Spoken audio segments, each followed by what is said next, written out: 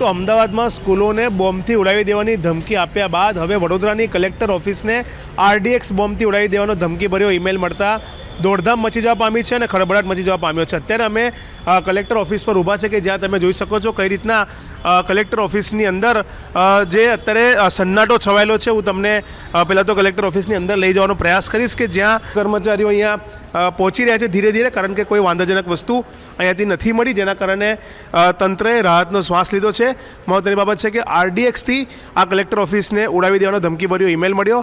Email મળતાની સાથે જ collector office દ્વારા પોલીસ તંત્રને જાણકારી આપવામાં આવી। સવારથી જ બોમ્બ સ્કોડ અને ડોગ સ્કોડની જે ટીમો છે તે અહીંયા આવી પહોંચી હતી અને તમામ ઓફિસમાં ચેકિંગ કરવામાં આવ્યું। ઓફિસ ખાલી કરાવી દેવામાં આવી હતી, તમામ એન્ટ્રી એક્ઝિટ ગેટ બંધ કરાવી દેવામાં આવ્યા હતા।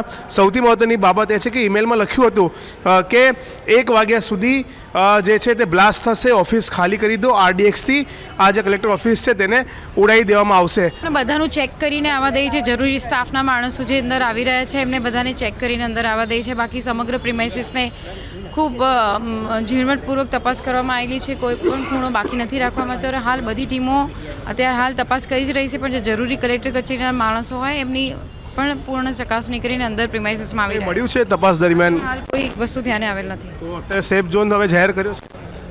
ના, અત્યારે એવું કશું હું ના કહી શકું આ સ્ટેજ પર, અત્યારે હાલ તપાસ ચાલુ છે।